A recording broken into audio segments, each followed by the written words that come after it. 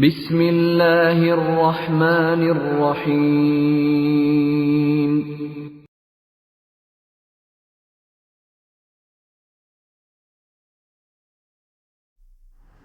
ہم سے ابو الیمان نے بیان کیا، وہ کہتے ہیں کہ ہمیں شعیب نے زہری سے خبر دی، انہیں عامر بن سعید ابن ابی وقاص نے اپنے والد سعد رضی اللہ عنہ سے سن کر یہ خبر دی کہ رسول اللہ صلی اللہ علیہ وسلم نے چند لوگوں کو کچھ عطیہ دیا اور سعد وہاں موجود تھے۔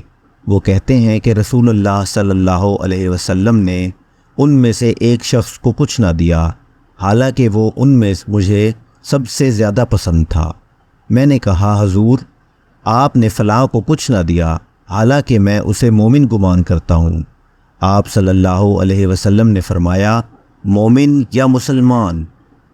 میں تھوڑی دیر چپ رہ کر پھر پہلی بات دہرانے لگا۔ حضور صلی اللہ علیہ وسلم نے بھی دوبارہ وہی جواب دیا۔ پھر آپ صلی اللہ علیہ وسلم نے فرمایا کہ اے سعد، باوجود یہ کہ ایک شخص مجھے زیادہ عزیز ہے، پھر بھی میں اسے نظر انداز کر کے کسی اور دوسرے کو اس خوف کی وجہ سے یہ مال دے دیتا ہو کہ وہ اپنی کمزوری کی وجہ سے اسلام سے پھر جائے اور اللہ اسے آگ میں اونڈھا ڈال دے۔